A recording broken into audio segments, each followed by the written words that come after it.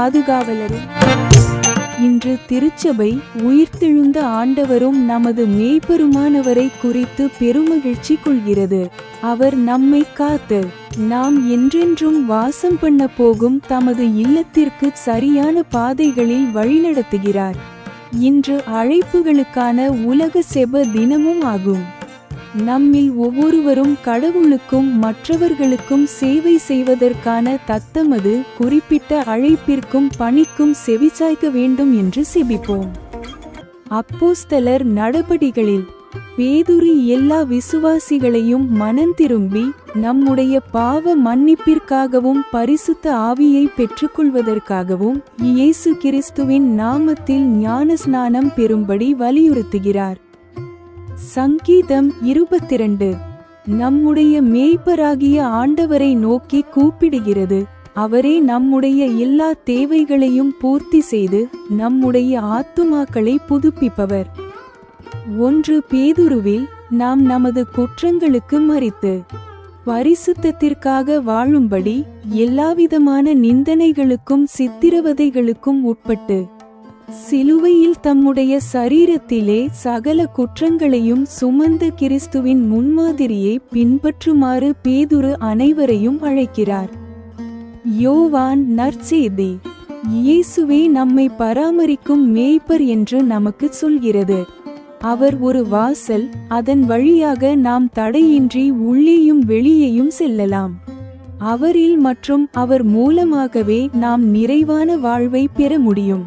உயிர்த்தெழுந்த இயேசுவின் வழிகாட்டுதலுடனும் பாதுகாப்புடனும் ஈஸ்டரின் 4ஆம் ஞாயிறான நல்ல மேய்ப்பர் ஞாயிறு என்றும் அழைக்கப்படும் 63வது உலக அழைப்புகளுக்கான செப தினத்தை நாம் கொண்டாடுகிறோம்.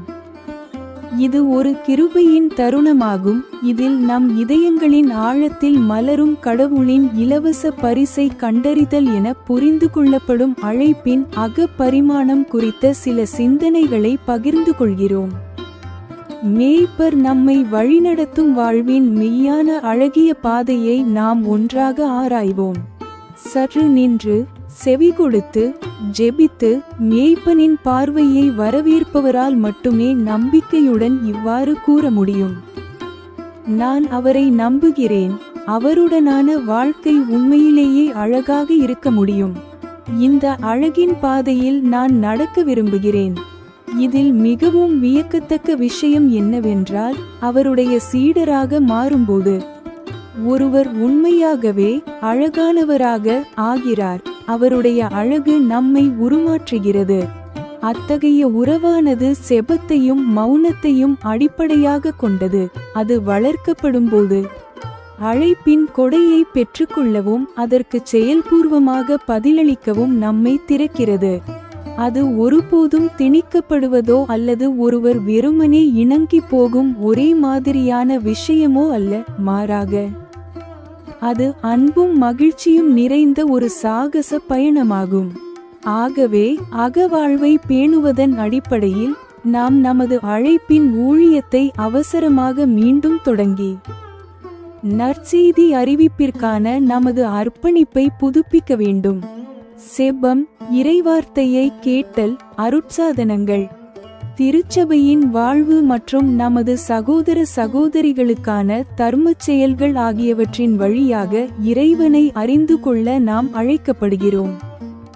தெய்வீக வரங்களை உள்ளுக்குள் ஏற்றுக்கொள்வதற்கான முன்மாதிரியும் செபத்துடன் செவிமடுப்பதில் வல்லவருமான கன்னி மரியா இந்த பயணத்தில் எப்போதும் உங்களுடன் துணை புரியட்டும்.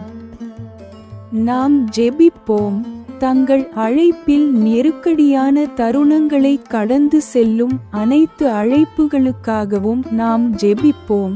அவர்கள் தங்களுக்கு தேவையான துணையை கண்டடையவும் சமூகங்கள் புரிதலுடனும் ஜெபத்துடனும் அவர்களை ஆதரிக்கவும் ஜெபிப்போம். அன்பான மேய்ப்பரே, எங்களுக்காக உம்முடைய உயிரை கொடுத்தீர்.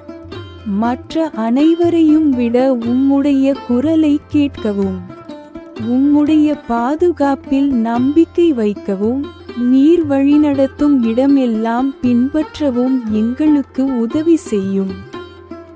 அனைத்து அழைப்புகளையும் பலப்படுத்தி தங்கள் அழைப்பை உணர்ந்து கொள்பவர்களை உம்முடைய மந்தைக்கு சேவை செய்ய வழிநடத்தும்.